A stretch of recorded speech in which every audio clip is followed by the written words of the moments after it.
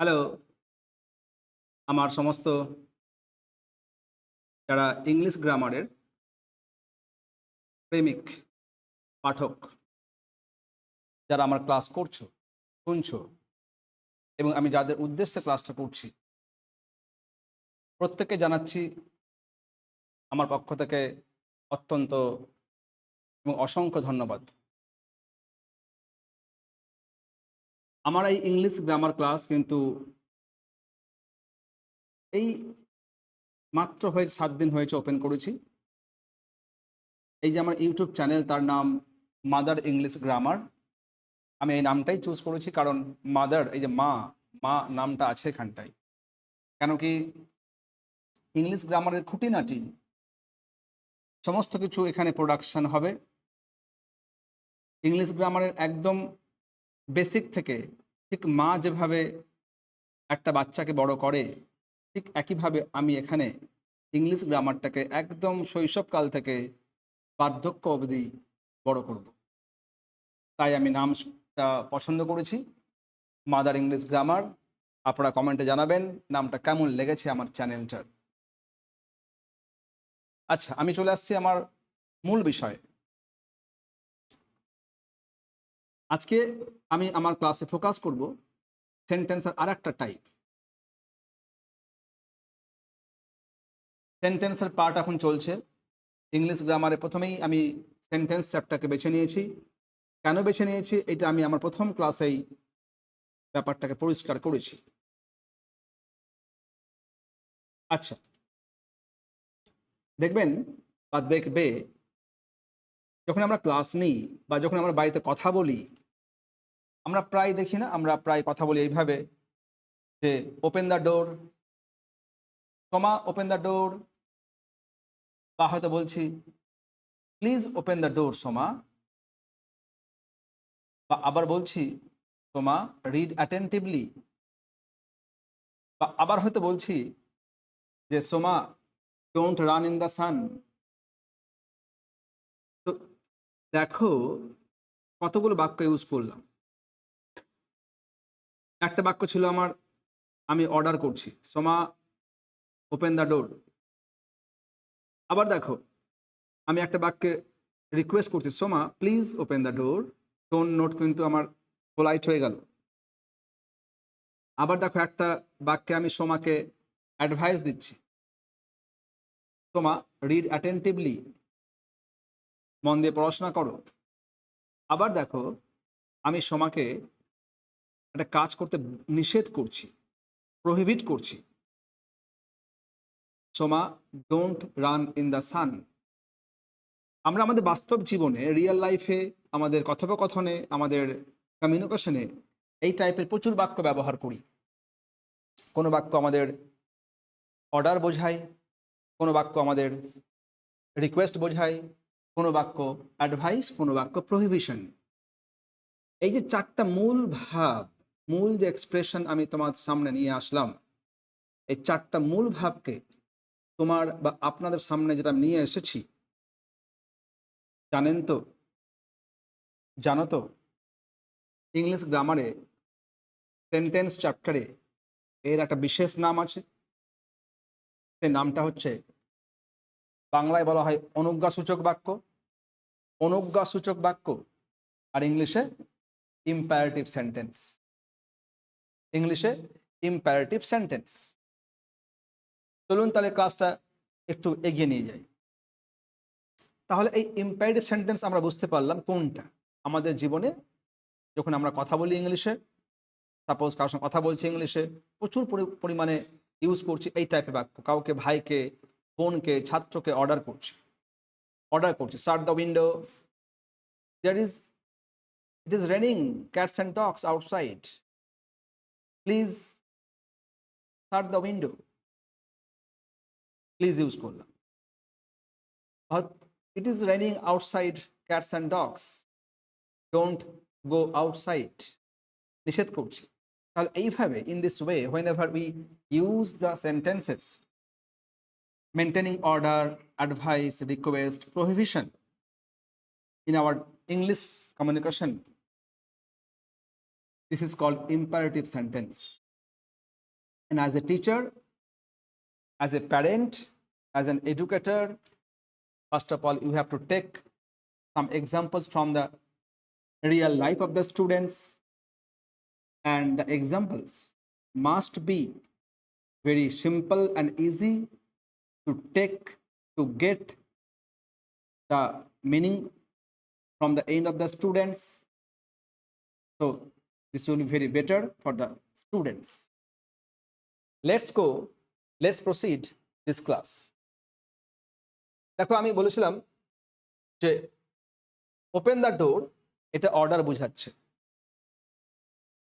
Please come here request বোঝাচ্ছে, ওবে your parents advice বোঝাচ্ছে, উপদেশ বোঝাচ্ছে, ডোন্ট গো দেয়ার সেখানে যেও না এটা বোঝাচ্ছে নিষেধ বা বারণ বা প্রহিবিশন।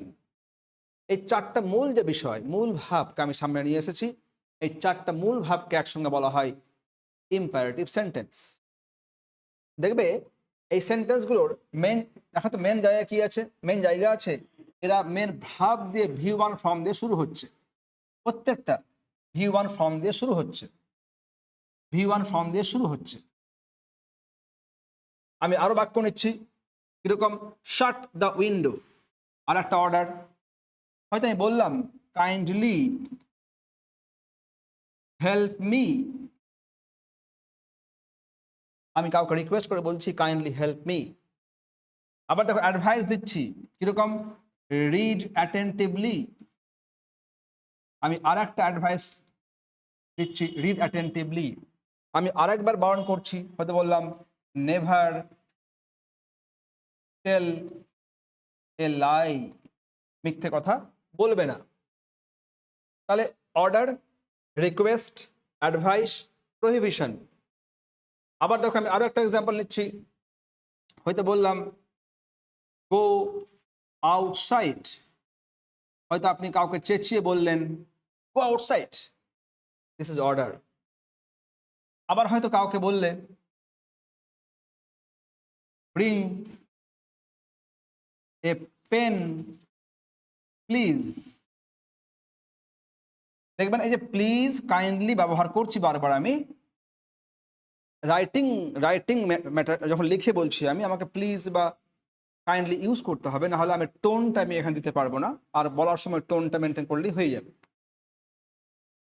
এরকম রিড অ্যাটেন্টিভলি একটা অ্যাডভাইস। আবার কি হয়তো বললাম যে রেসপেক্ট ইওর টিচার্স, এটা আর একটা অ্যাডভাইস। হয়তো বললাম এখানটায় don't waste your time, don't waste your time, এটা আর একটা প্রভিশন। আমি একটা আর বাক্য নেব, নাম্বার 4, কিরকম হয়তো বললাম যে open the door, shut the window, go outside, এগুলো সব অর্ডার বোঝাচ্ছে। আর একটা বাক্য নিচ্ছি আমি, লিখতে সুবিধা হবে ক্লোজ, ক্লোজ দ্য শপ, দোকানটি বন্ধ করো। আবার দেখো এখানে নিচ্ছি আমি যে please give me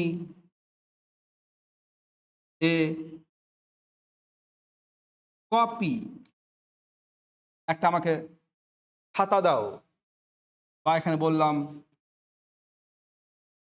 ওবে your elders, বড়দের শ্রদ্ধা করো, মেনে চলো। বা এখানে বললাম ডোন্ট ডোন্ট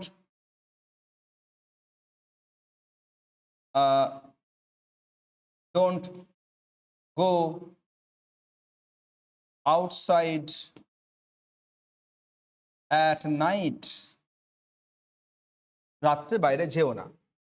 তাহলে খেয়াল করে দেখো আমার এখানে চারটা এখানে মূলভাবে আমি প্রত্যেকটার কিন্তু সেগমেন্টে চারটা আমি এক্সাম্পল নিয়েছি। এগুলো সবটা হচ্ছে order. Open the door order, shut the window, go outside, close the shop, সবটা বোঝাচ্ছে আমার অর্ডার, মানে আদেশ বোঝাচ্ছে। একে বাংলায় বলা হয় আদেশ। আবার কি, এটা বোঝাচ্ছে রিকোয়েস্ট, রিকোয়েস্ট বোঝাচ্ছে, তাকে বলা হয় অনুরোধ। একে বোঝাচ্ছে অ্যাডভাইস, এগুলো সবটা বোঝাচ্ছে অ্যাডভাইস, মানে উপদেশ। এটা হচ্ছে প্রহিবিশন, প্রহিবিশন বোঝাচ্ছে নিষেধ।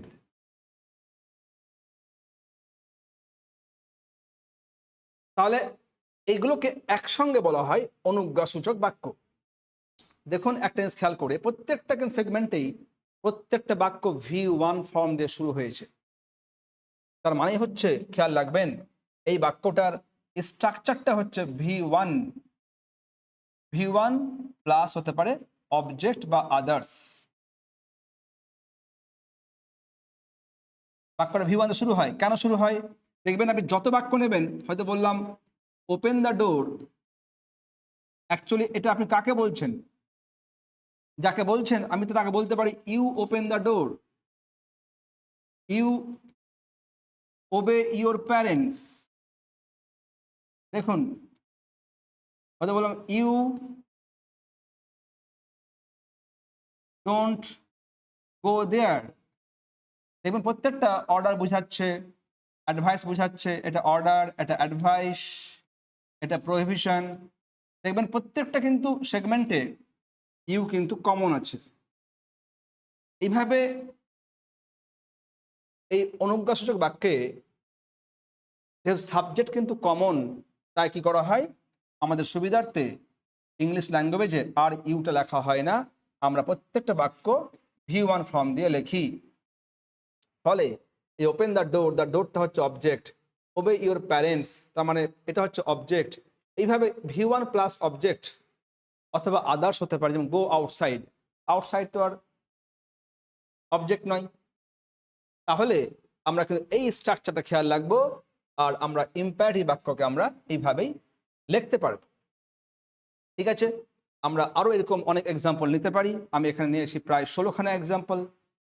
প্রত্যেকটা সেগমেন্টে একটা জিনিস খেয়াল রাখতে হবে যে এই বাক্যগুলো V1 ফর্ম দিয়ে শুরু হয়।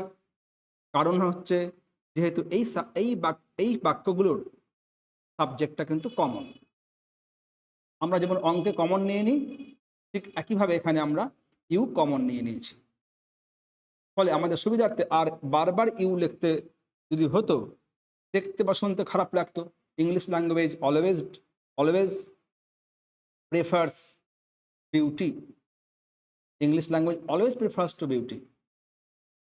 ঠিক আছে, তো ফলে বারবার ইউ না লেখে আমরা ইউকে অমিট করে দিচ্ছি আর V1 ফর্ম দিয়ে শুরু করছি।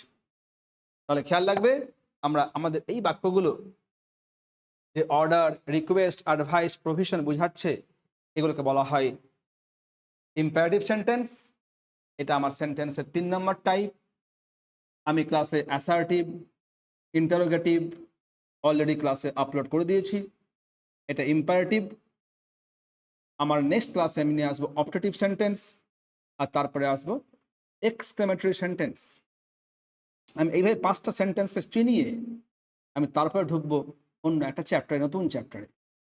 এবং তারপরে আমি একদিন এখান থেকে একটা ওয়ার্কশিট নেব, যে ওয়ার্কশিটগুলো তোমাদের হেল্প করবে আরও ডিপে যেতে। তাহলে খেয়াল রাখবেন, খেয়াল রাখবে, আমি কিন্তু গ্রামার ক্লাসটা একদম খুব রুটস থেকে, তোমরা দেখতেই পেলে, একদম রুট লেভেল থেকে, বেসিক থেকে আমি শুরু করছি প্রত্যেকের সুবিধার জন্য। প্রত্যেকে মন দিয়ে শুনবে আর চেষ্টা করবে আত্মস্থ করতে। আর যদি বুঝতে, কম্প্রিহেন্ড করতে কোনো সমস্যা হয়, if you feel any disturbance and difficulty to understand the class, or if you feel there is something wrong or lacking, please must comment, please must give suggestion in your comment box. It will help me, it will help me actually. For me, I want your I want your gentle comment. I want your valuable comment and suggestions. If you have any, please send your comments and suggestions. Okay, that's enough for today. And wait for next class. And just enough. Everyone, tata bye. Have a good day.